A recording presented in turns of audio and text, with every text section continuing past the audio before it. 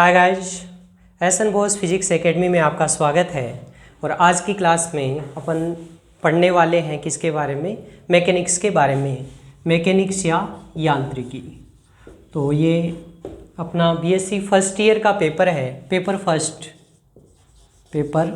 First physics के अंदर है। और किसका है? तो फिजिक्स फर्स्ट है, मैकेनिक्स। ठीक है, आप सभी को पता है, फॉर्म आपने भरी दिए हैं और अब एग्ज़ाम सिर पर आ गया है, यानी अब तैयारी करनी शुरू कर देनी चाहिए। ऐसा कॉलेज स्टूडेंट्स के लिए तो यही रहता है।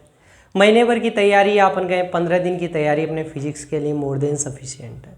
और बिलीव कीजिए कि जो आपको क्वेश्चन बताए जाएंगे आज की क्लास में, उनको आप तैयार करके, अगर आपने पूरे क्वेश्चन तैयार कर लिए तो आपके कितने का मार्क्स होगा, कितने मार्क्स का होगा, वो तो यूनिवर्सिटी बताएगी।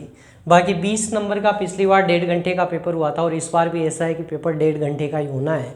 तो मैं कह सकता हूँ कि 20/20 आप ला सकते हैं, बहुत इजी वे ला सकते हैं। और मैं कहता हूँ कि पूरी बुक नहीं पढ़नी है, इतनी मोटी बुक देखते हैं या पार्थ की अपन देखते हैं और देखते हैं, फिर दूसरी बार ये फीलिंग होती है कि यार इसमें समझ में नहीं आ रहा, करेंगे क्या इसका। तो अपने को वैसा नहीं सोचना है, अपने को सेलेक्टेड चलना है। और सेलेक्टेड करके मतलब अपन मानकर चल रहे हैं कि 4 यूनिट है, क्योंकि अब तो लफड़ा ही नहीं है, तुम्हारे आधा तो काम ही हो गया ना। भाई 4 यूनिट है, 4 में से करना ही 2 है, और 2 भी नहीं। अब तो एग्जामिनर क्या कर रहा है, 1 यूनिट से 2 क्वेश्चन दे रहा है, जो पिछली बार का पैटर्न था। तो टोटल आपकी यूनिट है कितनी? फिजिक्स में यूनिट है 4। ठीक है, तो क्वेश्चन कितने आने? 8 क्वेश्चन आने मिनिमम मानकर चलिए। 1.5 घंटे का काम है, तो अपन कहते हैं कि कितने इसमें से करने हैं। कोई भी 4 उठाकर कर दो। पहले तो ये बाउंडेशन थी कि नहीं, एक यूनिट के अंदर से 2 है तो एक ही कर सकते हो। अब तो एग्जामिनर कह रहा है कि कोई भी 4 कर दो। अरे कोई भी 4 कर दो, बढ़िया ना, 2 यूनिट तैयार करके चले जाओ और 2 यूनिट में कुछ मत छोड़ो। तो आपके कितने हो गए? 4 क्वेश्चन तैयार कर लिए, 8 तैयार किए, 4 आ गए, बढ़िया है। तो ये अपना बेनिफिट है, वो अपने को रन मिलने वाला है। ठीक है, अभी तक जो, क्योंकि कोई गाइडलाइन वैसे आई नहीं है, और फिर भी मानकर चलिए चाहिए, अगर आप जिस पैटर्न से मैं बताता हूँ आप तैयार करते हैं, क्योंकि मेरे जो स्टूडेंट्स रहे हुए हैं आप मिल सकते हैं, उनमें से 9 पेपर के अंदर कोई भी ऐसा एक स्टूडेंट नहीं है जिसके फुल मार्क्स नहीं है, यानी सभी में फुल में से फुल मार्क्स वो आए हुए हैं। इसलिए अपने को सोचने की आवश्यकता ही नहीं कि फिजिक्स में क्या होना है, अच्छा होना है और अच्छे नंबर हम लेकर आएंगे। तो ज़्यादा बातें न करते हुए अपन सीधे चलते हैं क्वेश्चंस के ऊपर, क्योंकि टाइम भी तो आपके पास कम है ना। तो अभी अपन क्वेश्चन पर चलते हैं और सीधा मैं यूनिट वाइज बातचीत आपसे करता हूँ। ठीक है, अभी पैटर्न में कैसा है कि एक क्वेश्चन जो आता है उसके 2 पार्ट रहते हैं। अब डिपेंड करता है एग्जामिनर के ऊपर। कई बार जो क्वेश्चन आता है वो क्वेश्चन नंबर फर्स्ट आ गया, मान लीजिए आपका क्वेश्चन जो फर्स्ट है वो कितने नंबर का आ गया? 4.5 का आ गया। ठीक है, अब एग्जामिनर को देना कितना है इसको? 1.5 नंबर का इसने इसको दे दिया या 2 नंबर का दे दिया। ये मैं कहूँ कि 2 नंबर का इसने क्या दे दिया? Short question. तो क्वेश्चन फर्स्ट का ए पार्ट हो गया और बी पार्ट हो गया। ठीक है, लेकिन ये ज़रूर है कि आप जैसे क्वेश्चन फर्स्ट सेकंड ये आ गया, अब ए और ये बी पार्ट आ गया। अब आपको ऐसा लग रहा है कि ए इसका कर दूं और बी इसका कर दूं, तो गलत है। आपको एक क्वेश्चन पूरा अटेम्प्ट करना पड़ेगा। ठीक है ना, चाहे फर्स्ट कंप्लीट करे तो कंप्लीट अटेम्प्ट कर दे, सेकंड करे तो सेकंड कंप्लीट करे। एक पार्ट इसका कर दिया, एक इसका कर दिया, ये थोड़ी सी गलत बात होती है। देखो, वो होती है कंडीशन की लास्ट में कुछ नहीं आता और आपने कर दिया तो अलग बात है कि चलो सर देखो हमने 4 क्वेश्चन ही अटेम्प्ट किए इसलिए एक का कर दिया। तो वो एग्जामिनर रहमो करम पर है आपके, और कह सकते हैं अपन कि एग्जामिनर की दरिया दिली है कि चलो बच्चे ने किया है दे देते हैं इसको, लेकिन गलत तरीका है। और एक जो क्वेश्चन आप सेलेक्ट करते हैं, जैसे आपने ये देख लिया कि यार ठीक है ये कम आ रहा है या ज़्यादा आ रहा है, एक क्वेश्चन के दोनों पार्ट्स को साथ कीजिए। ठीक है ना, तो अभी जो डिस्कशन हम करेंगे तो मैं सारे क्वेश्चन आपको बताते हुए चल रहा हूँ। छोटे क्वेश्चन 1 नंबर का भी हो सकता है, 1.5 नंबर का भी हो सकता है। बड़ा क्वेश्चन 4.5 का भी हो सकता है और 6 नंबर का भी जा सकता है। ये इट्स डिपेंड ऑन एग्जामिनर। ठीक है, और अभी जो पैटर्न चल रहा है इसके अंदर न्यूमेरिकल थोड़े कम आते हैं। ठीक है ना, 1-2 कहीं सेलेक्ट है, वो मैं बता दूंगा आपको कहाँ से न्यूमेरिकल आते हैं, बाकी ज़्यादा न्यूमेरिकल है नहीं। तो चलो चलते हैं फर्स्ट यूनिट में, अपन चलते हैं। मैं यूनिट फर्स्ट की बातचीत करता हूँ। देखो आपके ऊपर है, क्योंकि हर एक स्टूडेंट्स के उसके बिहेवियर पर या उसकी चॉइस पर डिपेंड करता है। किसी की 4th यूनिट स्ट्रॉन्ग होती है और किसी की 3rd होती है, किसी की 2 होती है, 1st 2nd होती है। तो आपको जो अच्छा लगे कि मेरी ये फर्स्ट 2 यूनिट तैयार है तो उनको आप करें। तो अब हम सीधे क्वेश्चन पर चलते हैं। यूनिट फर्स्ट की मैं बात करता हूँ और फर्स्ट के अंदर जो सबसे पहला क्वेश्चन है वो आता है आपका जड़त्वीय व अजड़त्वीय निर्देश तंत्र। अजड़त्वीय निर्देश तंत्र, ठीक है। क्या होते हैं अजड़त्वीय और जड़त्वीय निर्देश तंत्र? ये आपको पढ़ना है, 1 नंबर का क्वेश्चन है, ये पूछा जाता है। मैं आंसर अभी डिस्कस नहीं कर रहा हूँ। आपको इस एस.एन. बोस फिजिक्स एकेडमी की जो अदर्स मतलब बहुत सारी वीडियो डाले हुए हैं तो मैं उनको पिन कर दूंगा इसके साथ में, ठीक है ना। अलग से अपन प्लेलिस्ट बना देंगे तो वो आपके इसके साथ में इंक्लूड हो जाएंगे। जड़त्वीय व अजड़त्वीय निर्देश तंत्र कितने नंबर का रह गया? 1 या 1.5 नंबर का क्वेश्चन हो गया, ठीक है। इसके बाद में दूसरा क्वेश्चन इसका आता है गैलीलियन रूपांतरण। गैलीलियन रूपांतरण क्या होता है, क्या समझते हैं आप इससे?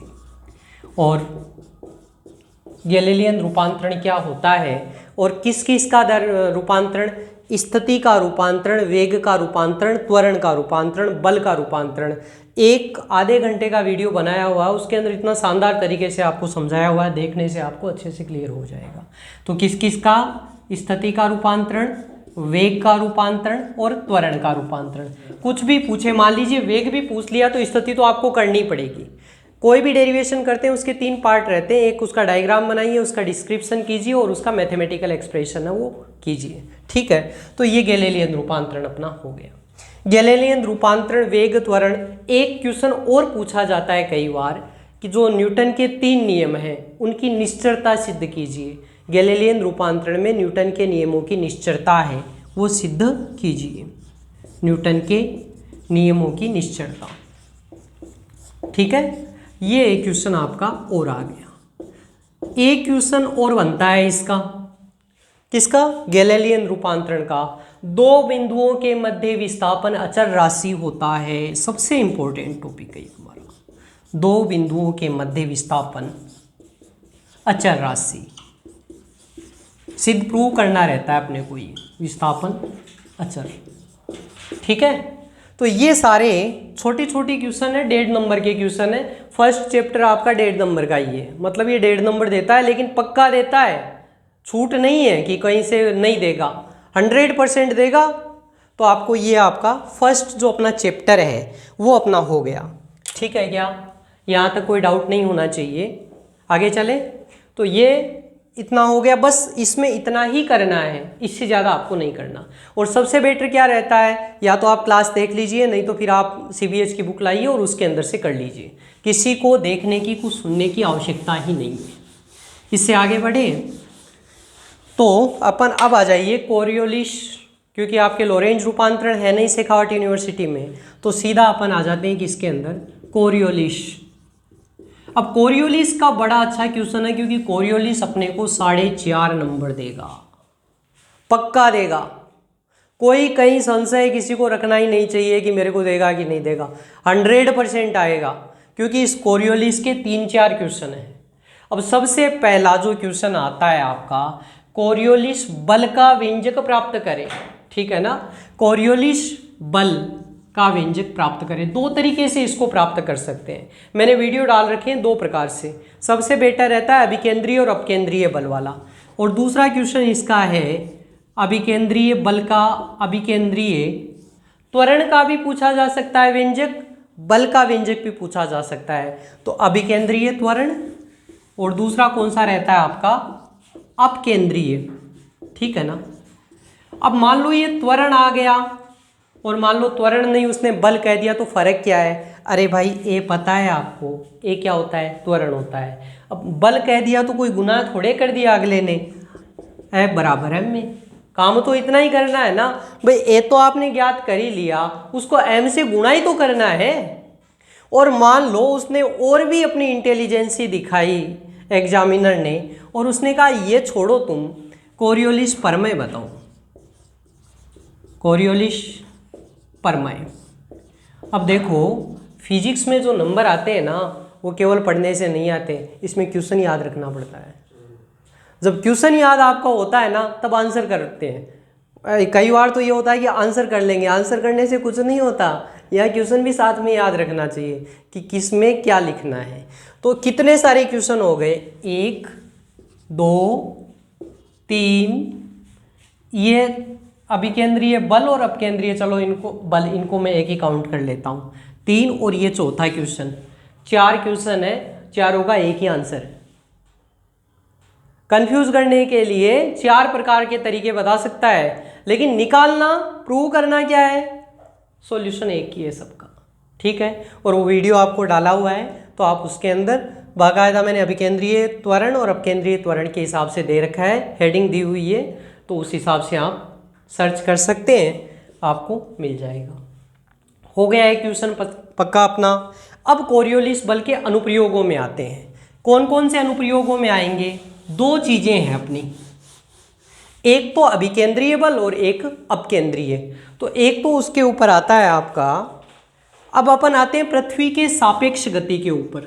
पृथ्वी के सापेक्ष गति, सापेक्ष गति में क्या समझोगे, यहाँ पर ये पृथ्वी है, ये सतह के ऊपर कोई कण स्थित है इस देशांतर के ऊपर, ठीक है ना, सतह के ऊपर है, तो इसके ऊपर 2 प्रकार के हैं, एक तो अपकेंद्रीय बल का प्रभाव है और एक अभिकेंद्रीय बल का। ये त्वरण नहीं, बल का प्रभाव ही पूछेगा आपसे, ठीक है ना, अभिकेंद्रीय बल का प्रभाव और त्वरण का प्रभाव। अब पुराना वाला डेरिवेशन गया पीछे, उससे कोई मतलब लेना देना नहीं है मुझे। जब ये अपकेंद्रीय बल का पूछेगा तो एक जी लेमडा करके एक आएगा आपके पास में, ठीक है ना, जी लेमडा का मान आएगा, तो उसके अंदर आपको ज्ञात करना है, माना जाएगा।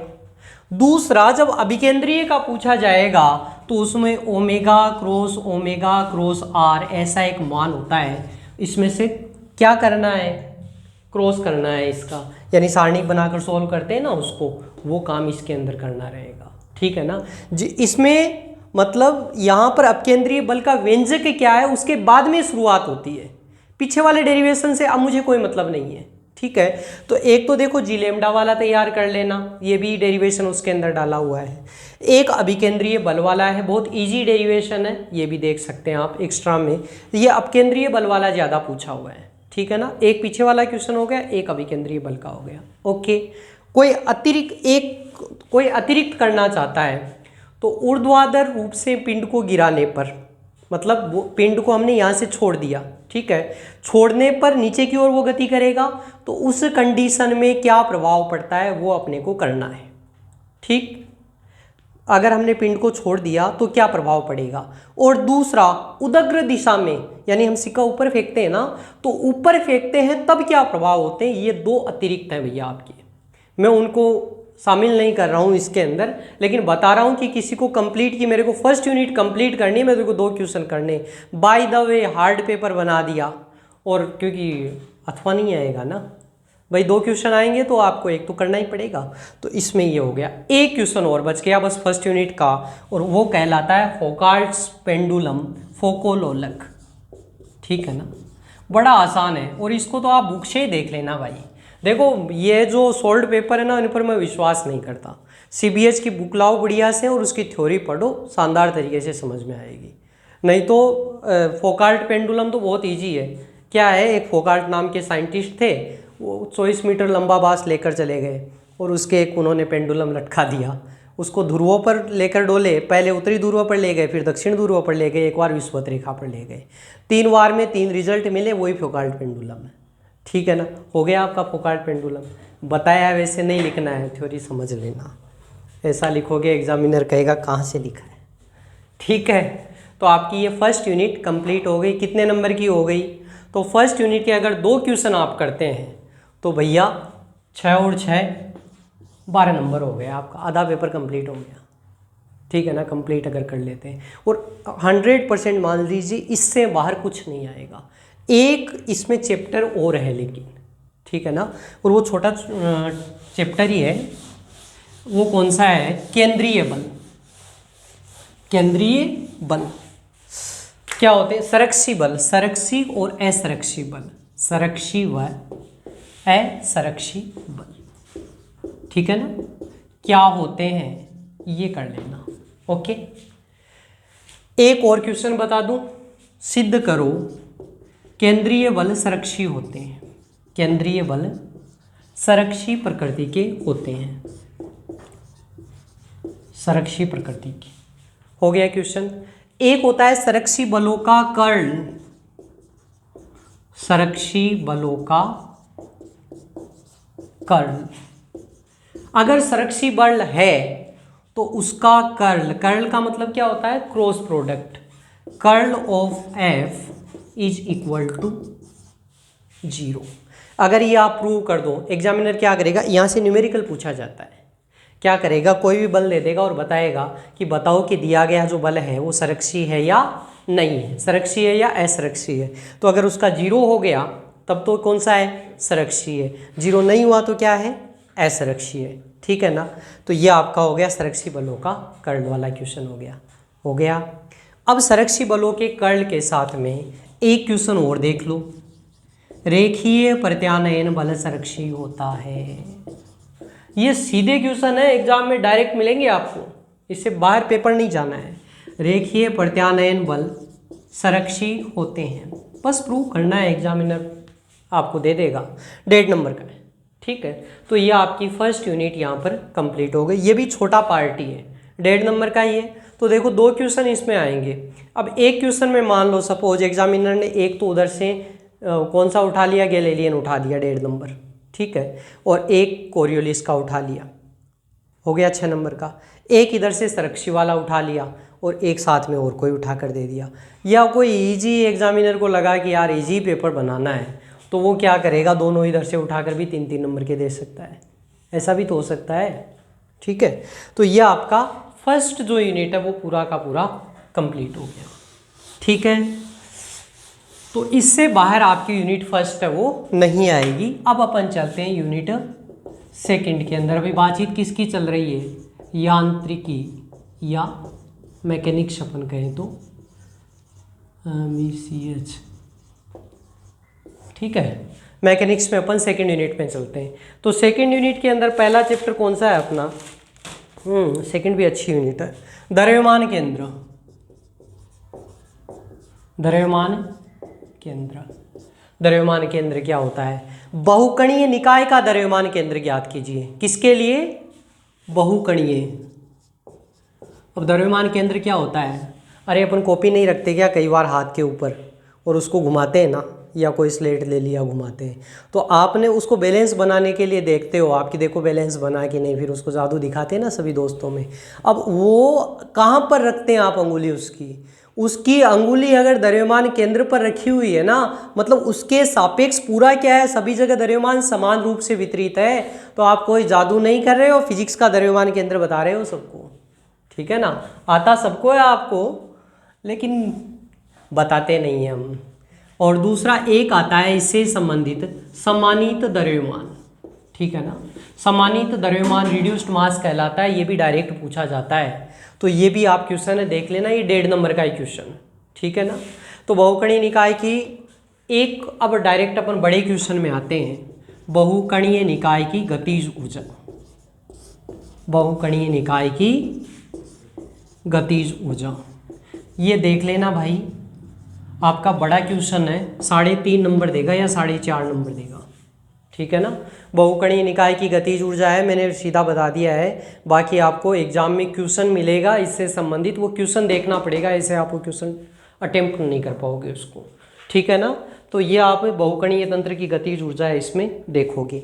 फिर क्या आता है इसके अंदर, इस चैप्टर के अंदर, उसके बाद में सीधे आ जाओ टक्कर के अंदर। तो ये तो हमें पता है टक्कर 2 प्रकार की होती है, प्रत्यास्थ होती है, अप्रत्यास्थ होती है। अरे 11th से पढ़ रहे हो, BSc में ये थोड़े पूछेगा तुमसे, ये नहीं पूछा जाएगा आपको। सीधा उसके अंदर देखो जहाँ से क्वेश्चन पुट होता है वहाँ पर मैं ले चलता हूँ आपको। यहाँ पर क्वेश्चन पूछा जाता है आपका द्विविमीय टक्कर के लिए।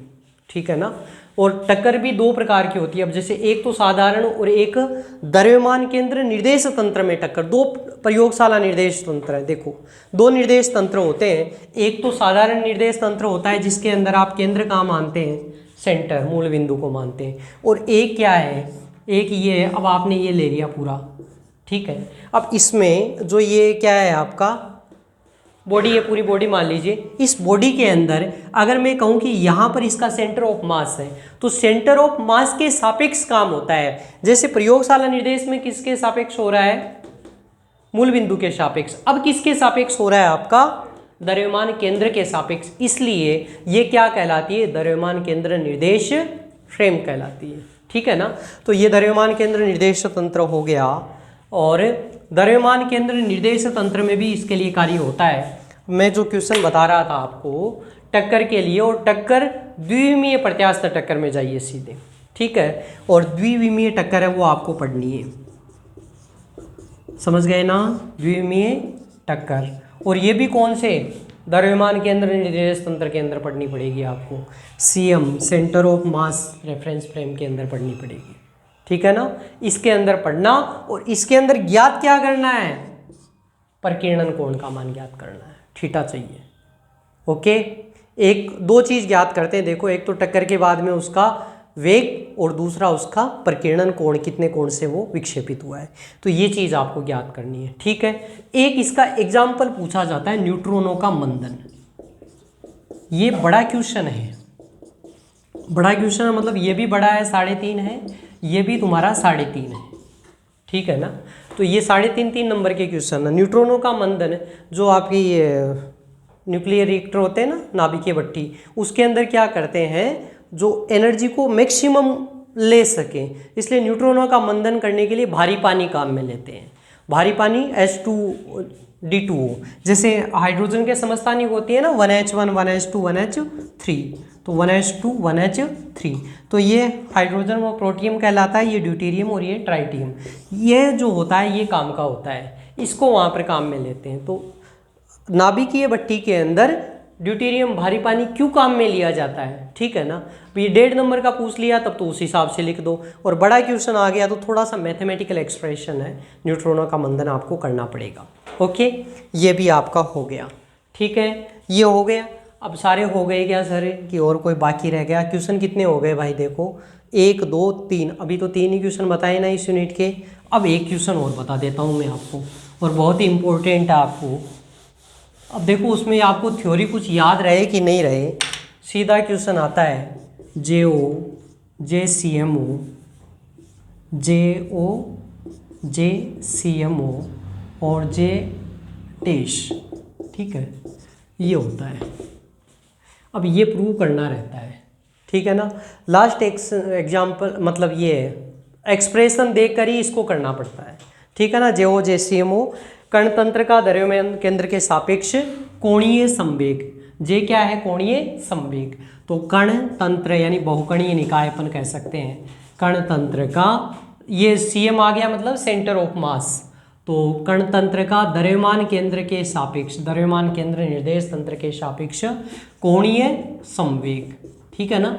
इससे आप इसको आप देखोगे तो ये मान आपको मिल जाएगा। तो JO, JCMO, JTES, ये क्वेश्चन बहुत बहुत ज़्यादा इंपॉर्टेंट है, करना ही चाहिए इसको तो आपको।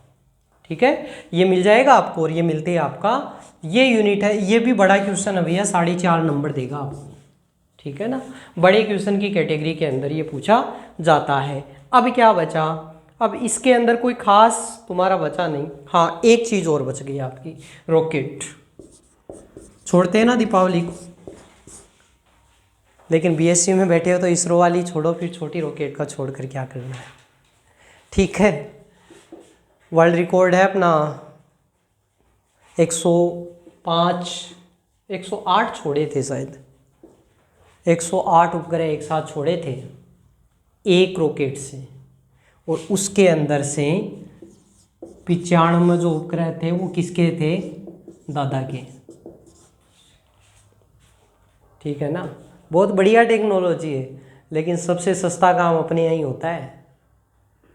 तो 3-4 उपग्रह अपने थे, बाकी दूसरे देशों के थे उपग्रह उसके अंदर।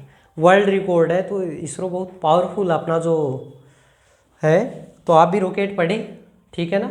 बहुचरणीय रॉकेट की आवश्यकता क्यों होती है? एक इसका सिद्धांत। ये 3 प्रकार से क्वेश्चन पूछा जाता है, बड़ा क्वेश्चन है 4.5 नंबर का। एक तो इसका सिद्धांत होता है, ठीक है ना। VO और VR उसके अंदर रिलेशन होता है, तो बहुचरणीय रॉकेट वाला आप देख लेना। ठीक। अगर पूछा जाता है बहुचरणीय रॉकेट की आवश्यकता क्यों होती है तब बताना।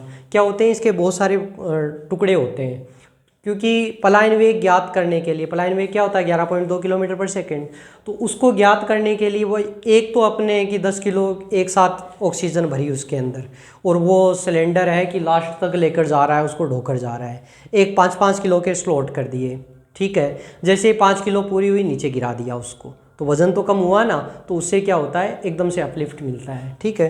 तो बहुचरणीय रॉकेट हो गया, ठीक है ना। पलायन वेग आ गया आपका इसमें। तो रॉकेट के बारे में, रॉकेट का सिद्धांत अलग है, रॉकेट की देखो संरचना हो गई, बनावट हो गई तुम्हारी, सिद्धांत आ गया, और उसके बाद में बहुचरणीय रॉकेट की आवश्यकता क्यों होती है, मतलब रॉकेट नहीं छोड़ना है।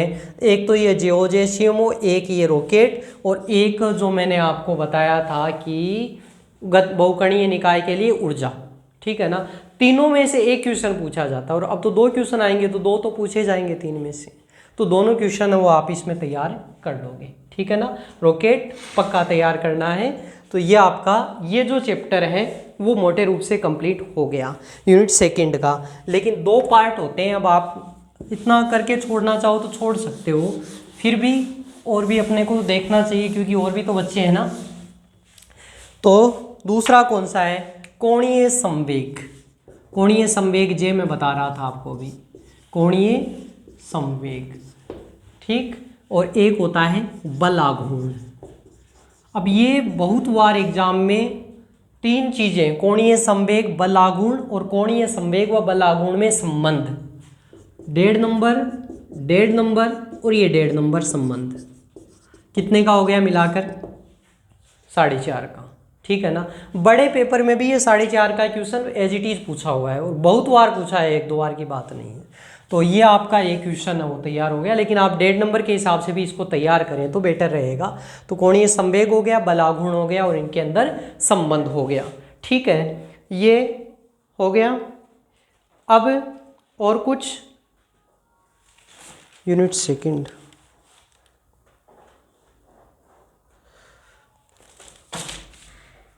ठीक है, ये आपका इस चैप्टर से संबंधित हो गया। अब इससे आगे वाला जो चैप्टर है वो उसमें चलते हैं, क्योंकि कोणीय संवेग का बड़ा क्वेश्चन मैंने 4.5 का बता ही दिया, तो ये आपका कंप्लीट हो गया। अब इससे आगे चलते हैं अपन। आगे क्या है, जो चैप्टर नंबर 6, चैप्टर 6 में एक जो बड़ा इंपॉर्टेंट क्वेश्चन तुम्हारा आता है, जड़त्वीय नियतांक। ये भैया ऐसा क्वेश्चन है कि अकेला 6.5 का भी एग्जामिनर दे देना तो उसको दिक्कत नहीं होगी, क्योंकि खूब बड़ा सारा है। 9 नियतांक ज्ञात करने होते हैं, ठीक है ना। 9 नियतांक है, 9 नियतांक, तो 6.5 नंबर कोई ज़्यादा थोड़े हैं उसके, 9 नियतांक, ठीक है। लेकिन 9 दिखने में ही दिख रहे हैं, हार्ड नहीं है, बहुत ईजी है, ठीक है। अब सारा एक साथ डिस्कस नहीं हो सकता, फिर भी प्रयास कर रहे हैं जितना हो। जड़त्वीय नियतांक का क्वेश्चन आपको देखना ही है, ठीक है। दूसरा जो क्वेश्चन इसका पूछा जाता है वो रहता है जड़त्व आघूर्ण प्रमेय। जड़त्व आघूर्ण प्रमेय, ये क्वेश्चन आपका 1.5 नंबर में भी पूछा जा सकता है और 4.5 में भी पूछा जा सकता है। तो जड़त्व आघूर्ण प्रमेय के 2 हैं, एक समकोणिक अक्षों की प्रमेय, समकोणिक अक्षों की प्रमेय, ठीक है ना, और दूसरा क्या रहती है, समांतर अक्षों की प्रमेय, ठीक है। एक पूछा जाएगा, 1.5 नंबर में पूछा जाएगा, दोनों अगर पूछ लिए तो 4.5 का क्वेश्चन गया तुम्हारा, बड़ा क्वेश्चन है, ठीक है ना। इजी है, कोई हार्ड वाला काम नहीं है। एक केवल इसमें तो जैसे I बराबर I0 md², बस इतना मान करके ऐसा ही है, कोई बहुत हार्ड नहीं है तुम्हारा, बहुत ईजी है, ठीक है ना। तो ये आपका हो गया। और कुछ इसमें कुछ बचा है क्या, घूर्णन गतिज ऊर्जा, घूर्णन गतिज ऊर्जा, घूर्णन गतिज ऊर्जा, ये भी आपका 4.5 नंबर का क्वेश्चन है, वो पूछा जाता है। और इसके अलावा लट्टू की पुरसरण गति, लट्टू की पुरसरण गति, पुरसरण गति क्या होती है, ज़्यादा ये है नहीं। लट्टू की पुरसरण गति आप घुमाते रहते हैं, वो सिक्का घुमाते हैं या घूमने वाली फिरकी होती है ना, उसको घुमाते हैं, तो घुमाते हैं तो वो गोल गोल घूमती भी है और चारों तरफ यूँ चक्कर कर लेती है, ठीक है ना। और बाद में सारा चक्कर करने के बाद में वो शराबी जैसे शराब पीकर घूमता है ना, ऐसे वो भी लास्ट के अंदर यू घूमती रहती है गिरने के समय, ठीक है ना। तो वो उसका एक्स तो समान ही रहता है, लेकिन यू गति उसकी यूं प्रकार से धीमे धीमे हो जाती है, तो देखने में भी अच्छी लगती है। और उसको जो उसकी जो गति होती है वो पुरसरण गति कहलाती है, ठीक है। तो जो घूमती फिरकी है उसको लट्टू कहते हैं, और उसकी गति है वो क्या है, पुरसरण गति। तो ये आपके आगे लट्टू की पुरसरण गति। ये आपका 6 चैप्टर कंप्लीट हो गया। अब देखो, ये मैं ये नहीं कह रहा हूँ आपको कि पूरा करना है, ये सेकंड यूनिट आपकी कंप्लीट हो गई। सेकंड यूनिट के 2 पार्ट हो गए, एक पार्ट आपका इसके बियॉन्ड हो गया, पक्का है उसमें से एक आना ही है, और दूसरा इधर हो गया, तो एक क्वेश्चन इसमें से आना है। आपकी मर्जी है, आपको जो अच्छा लगे वो तैयार कर सकते हैं, चाहे तो वो टॉपिक तैयार कर ले, उधर वाला पोर्शन या इधर वाला पोर्शन, ठीक है। और 4 में से अगर आप 2 यूनिट तैयार करते हैं तो ये आपका कंप्लीट हो गया पेपर, ठीक है ना। फुल में से फुल मार्क्स आपको मिल जाएंगे, लेकिन इससे बाहर क्वेश्चन नहीं जाने आपको, ठीक है। इसमें भी अपन माने तो ये तो क्वेश्चन बहुत ही इंपॉर्टेंट क्वेश्चन है। ये लट्टू की पुरसरण गति भी ठीक है, ये वाला स्किप कर सकते हैं, चाहे तो आप गुणन गति जुड़ जाए, ठीक। तो ये आपका कौन सा हो गया, ये आपका सेकंड यूनिट हो गया। सेकंड यूनिट थोड़ी बड़ी ही है, लेकिन फिर भी 8 क्वेश्चन तो देखो मिलेंगे। ऐसे तो पूरी यूनिट तैयार करते हैं तो फिर करना ही है, नहीं तो फिर आपको मैंने बता ही दिया है कि आपके 2 हैं चैप्टर, या तो एक चैप्टर वो छोड़ दो तो दूसरा तैयार कर लो, ठीक है। तो ये आपकी सेकंड यूनिट हो गई। अब अपन चलते हैं यूनिट थर्ड। इन थर्ड और फोर्थ बहुत छोटी छोटी यूनिट है, ज़्यादा क्वेश्चन इनके हैं नहीं। तो यूनिट थर्ड जो है वो उसमें क्या देखना है आपको, तो इसके अंदर आता है केंद्रीय बल। केंद्रीय बल क्या होते हैं, एक तो सीधा क्वेश्चन यही हो गया, ठीक है ना। और केंद्रीय बल के अंतर्गत कण के गति के समीकरण, ठीक है ना, कण के गति के समीकरण। ये आपका 4.5 नंबर का क्वेश्चन है, वो पूछा जा सकता है, 2.5 में भी पूछा जा सकता है। पहले तो क्या होता था, 3.5 के 2 क्वेश्चन होते थे, तब 2 आते थे क्वेश्चन। अब वो एग्जामिनर पर डिपेंड करता है कि कैसे वो तैयार करता है पेपर, ठीक। तो ये आपका हो गया केंद्रीय बल के अंतर्गत कण के गति के समीकरण।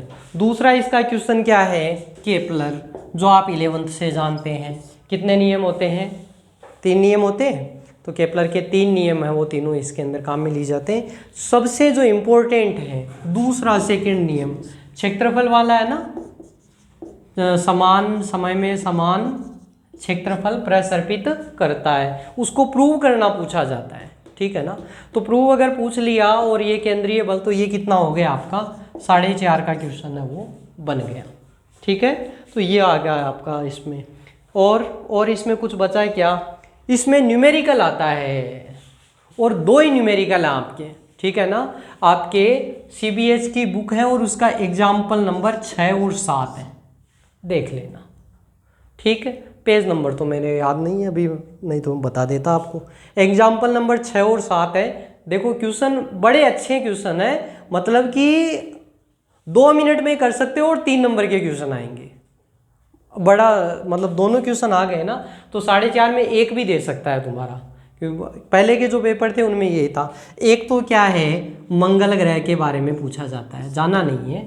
मंगल ग्रह के लिए आवर्तकाल, मंगल ग्रह की पृथ्वी से दूरी, भाई उसमें क्या कहता है कि मंगल ग्रह की जो पृथ्वी से दूरी है वो पृथ्वी की 1.5 गुना हो। जैसे अपनी 3600 किलोमीटर है तो उसकी 1.5 गुना होती है, ठीक है ना। तो इसके आवर्तकाल के बारे में बताइए, आवर्तकाल के बारे में बताइए, यानी मंगल ग्रह का आवर्तकाल ज्ञात करो। बस इतना ही दिया हुआ आएगा कि जो मंगल ग्रह की जो दूरी है वो पृथ्वी की 1.5 गुना है, तो मंगल ग्रह के आवर्तकाल के बारे में बताइए। अब ये नहीं दिया हुआ आएगा कि पृथ्वी का आवर्तकाल कितना है, कितना होता है 24 घंटे, 11.2, तो वो तो आपका अपलाइन वेग हो गया, अभी वहाँ पर है आप। तो ये हो गया ना, आवर्तकाल 24 घंटे हो गया, तो उससे ये आपका हो जाएगा, ठीक है। तो ये एग्जाम्पल नंबर 6 है। और जो 7th एग्जाम्पल है उसके अंदर क्या है, 2 ग्रह हैं, दोनों ग्रहों के बारे में उसमें दिया रहता है। 10⁻6 और 10⁻7 ऐसे दूरी है, तो उनके चालों का अनुपात है वो पूछा जाता है, ठीक है। तो ये दोनों क्वेश्चन है वो आप देख लेंगे। इसके अलावा और कुछ करना है क्या थर्ड यूनिट में, तो इसके अलावा मतलब ये तो फर्स्ट चैप्टर ही तो चल रहा है ना तुम्हारा, ये न्यूमेरिकल 2 न्यूमेरिकल है, दोनों आप देख लोगे। ये 2 क्वेश्चन हुए, अभी ज़्यादा क्वेश्चन नहीं हुए। अतिरिक्त क्वेश्चन आपको देखना है, इसमें 2 ही क्वेश्चन बताऊंगा मैं आपको। अतिरिक्त क्वेश्चन अगर आपको देखना है तो एक तो संघात पैरामीटर, ठीक है ना, संघात पैरामीटर याद आया कि किस में है? वो प्रकीर्णन कोण में संबंध बताओ किस में है, देखिए बोलो किसके अंदर है? 6वीं क्लास से 9वीं क्लास से कर रहे होंगे। रदरफोर्ड नाम सुना है? सोने पर बरसात करता है अल्फा कणों की प्रकीर्णन कोण, ठीक है ना? तो वो है ये संघात पैरामीटर H होता है, प्रकीर्णन कोण होता है अल्फा। आपको अतिरिक्त किसी को लगता है कि मैं पूरा तैयार करूं तो कर सकते हो, ना करो तो तुम्हारी मर्जी, ठीक है? तो ये वाला आप संघात पैरामीटर और प्रकीर्णन कोण का संबंध है वो हो गया, ठीक है जी। एक रॉकेट उसमें पढ़ लिया था परिवर्ती द्रव्यमान का उदाहरण, रॉकेट की गति का समीकरण, रॉकेट की गति का समीकरण ये आता है आपका 3rd यूनिट में। ये अतिरिक्त क्वेश्चन है, अगर जो पूरा तैयार करे तो वो करे, नहीं तो आवश्यकता नहीं रहेगी, ठीक है ना? परिवर्ती द्रव्यमान रॉकेट की गति का समीकरण अलग है और जो पिछले चैप्टर में पढ़ा था वो अलग है तुम्हारा, ठीक है? दोनों डिफरेंट है ये। तो ये दोनों आपके थोड़े से डेरिवेटिव टाइप है, मैथमेटिकल ज़्यादा है, इसलिए मैंने कहा अतिरिक्त है, आप चाहो तो कर सकते हो, ठीक है जी। ये आपका एक चैप्टर कंप्लीट हो गया। अब दूसरा इसका पार्ट है और वो क्या है, जो आप शुरुआत 11th में पढ़ा होगा शायद आपने, सरल आवर्ती दोलक पढ़ा है क्या 11th में या 12th में पढ़ा है? SHM, सिंपल हार्मोनिक मोशन, ठीक है, सीनियर हेडमास्टर। तो सरल आवर्ती दोलक, और इसके लिए क्या रहेगा इसके अंदर, तो इसकी ऊर्जा, ठीक है ना? ऊर्जा क्या होती है, तो ऊर्जा इसमें गतिज ऊर्जा, स्थितिज ऊर्जा और कुल ऊर्जा, तो दोनों का जोड़ कर दो, तो ये आप इसमें टॉपिक है वो देख लेंगे, ठीक है? और क्या है, सरल आवर्ती दोलक के उदाहरण कई बार पूछ लिए जाते हैं, तो सरल आवर्ती दोलक के जो उदाहरण है उसके अंदर एक आता है आपका मरोड़ी दोलक, ठीक है ना? मरोड़ी लोलक भी कह सकते हैं, दोलक भी कह सकते हैं। तो ये टॉपिक है, ये आप इसमें और देख लेंगे, तो मरोड़ी दोलक वाला आप देख लेंगे। ये आपकी यूनिट 3rd कंप्लीट हो गई भाई, ठीक है ना? अब यूनिट 4th के अंदर चलता हूँ। मैंने कहा था ना 3rd और 4th बहुत छोटी छोटी है, और वैसे तो आपने ये जो क्वेश्चन देखे हैं ना, तो इन क्वेश्चन के बेस पर बहुत आसान आपके लिए फिजिक्स हो जाएगी। अब अपन चलते हैं यूनिट 4th के अंदर। यूनिट 4th है, उसके अंदर क्या क्या है, तो सरल आवर्ती दोलक तो उसमें पढ़ लिया। अब देखो सरल आवर्ती दोलक आदर्श स्थिति का दोलक है। मैंने कह दिया कि भाई ये घड़ी का पेंडुलम है, इसको हिलाकर छोड़ दो तो ये गति करते रहना चाहिए, लेकिन ऐसा स्वाभाविक थोड़े है ना, ये तो रुक गया, ठीक है? रुक गया मतलब किसके कारण? अवमंदन बलों के कारण, घर्षण बल लगा, शान बल लगा, और अगर लग गया तो ये अवमंदित हो गया, तो ये दोलक क्या कहलाता है आपका? अवमंदित सरल आवर्ती दोलक, ठीक है? और यहीं पर अपना क्वेश्चन शुरू होता है, अवमंदित सरल आवर्ती दोलक का जो एक सरल आवर्ती दोलक, तो इसके बारे में क्या क्या पूछा जाता है? एक तो इसका व्यंजक ही पूछ लिया जाता है, ठीक है ना? विस्थापन का जो समीकरण है वो ज्ञात कर लो, और वो भी छोड़ दो तो इसके सबसे ज़्यादा 3 मंदन होते हैं, 3 स्थिति, न्यून अवमंदन, क्रांतिक अवमंदन और न्यून क्रांतिक और अति अवमंदन, ठीक है क्या? न्यून अवमंदन, क्रांतिक अवमंदन और अति अवमंदन, ये पूछा जाता है इसका, ये बढ़िया से तैयार कर लेना। और क्या पूछा जाता है? ऊर्जा, कुल ऊर्जा, इसका विशेषता गुणांक, विशेषता गुणांक, और शक्ति क्षय, शक्ति क्षय, ठीक है ना? ये आपका आ गया। तो अवमंदित सरल आवर्ती दोलक के विस्थापन का समीकरण आ गया, 3 इसके अति न्यून क्रांतिक अवमंदन आ गए, और तीनों अवमंदन के लिए ये आपको देखना पड़ेगा थोड़ा सा, कुल ऊर्जा, विशेषता गुणांक और शक्ति क्षय, ठीक है? ये आपका एक पार्ट इसका हो गया। अब इसका दूसरा पार्ट, तो हमने कहा कि भाई ये दोलक तो रुक गया, लेकिन घड़ी वाले में तो देखते हैं तो वो तो टक टक टक टक चलता ही रहता है, वो भी रुकता है ना? कब? सेल खत्म हो जाए। सेल खत्म हो जाए यानी बाहरी बल उस पर काम करना बंद हो गया तो वो अवमंदित हो गया। लेकिन बाहरी बल काम कर रहा है तो वो बल कहलाता है आपका प्रणोदित बल, और प्रणोदित बल आ गया तो वो अवमंदित की जगह क्या हो गया आपका, अवमंदित की जगह हो गया प्रणोदित सरल आवर्ती दोलक। और इसके लिए भी न्यून क्रांतिक और अति अवमंदन, ठीक है ना, ये तीनों कुल ऊर्जा, विशेषता गुणांक और शक्ति क्षय सेम आ गया। और ये तीनों आने के बाद में और कुछ आता है क्या, एक चीज और आती है LCR परिपथ है इसके अंदर। LC और R तीनों को एक साथ जब काम में लिया जाता है तो ये भी आपके बिहेव करते हैं एज ए ऑसिलेटर, ठीक है ना, एज ए दोलक बिहेव करते हैं। तो LCR और इसके दो संयोजन हैं, एक तो श्रेणी क्रम संयोजन है और एक क्या है, समांतर क्रम संयोजन। दोनों विस्तृत है, मतलब टाइम टेकिंग है, श्रेणी क्रम और समांतर, और दोनों में कन्फ्यूज़न भी होता है। एक ही पढ़ना चाहिए, बेटर तो ये रहे। फिर भी आपको तैयार करना है, आपको दोलक, आपको लगता है कि मेरा हाँ अच्छा है, तब तो दोलक में प्रवेश करो, और आपको लगता है कि नहीं मेरा तो ऐसे काम चला लेंगे, तो आपकी मर्जी, ठीक है ना। नहीं तो ये दोलक वाला काफ़ी थोड़ा लेंदी पड़ता है, ठीक है। तो LCR आ गया, श्रेणी समांतर। लास्ट टॉपिक युग्मित दोलक, युग्मित दोलक, ठीक है ना। तो युग्मित दोलक क्या होता है उसके बारे में भी पूछा जाता है कई बार, ये 4.5 का भी पूछ लेता है इसके लिए।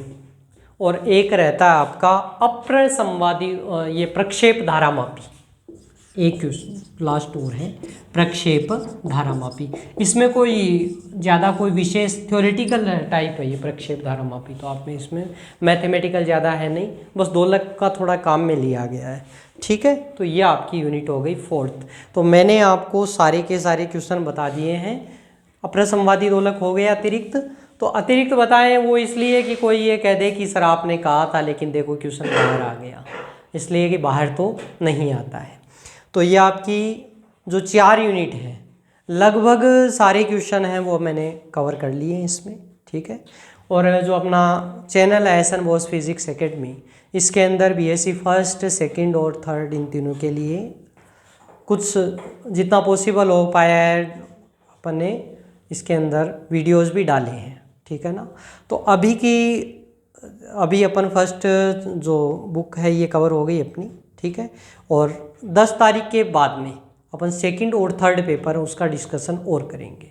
तो उतने दिन में, क्योंकि देखो 4 यूनिट है, एक यूनिट 2 दिन लगाओ तो कम से कम 8 दिन लगते हैं, ठीक है ना। आज तारीख हो गई 2, तो 8 दिन में आपकी एक बुक तैयार हो जानी चाहिए, ठीक है। भले 2-2 घंटे या आपको 2 यूनिट तैयार करते हैं, मैं तो ये अभी तो ये तो नहीं कहूँगा कि आप पूरा का पूरा तैयार करें, लेकिन कम से कम 2 यूनिट तो आप कोई सी भी दो, 4 में से कम 2 यूनिट, और उसके सारे क्वेश्चन जो सेलेक्टेड बताए हुए हैं उतना आप तैयार करके जाएंगे।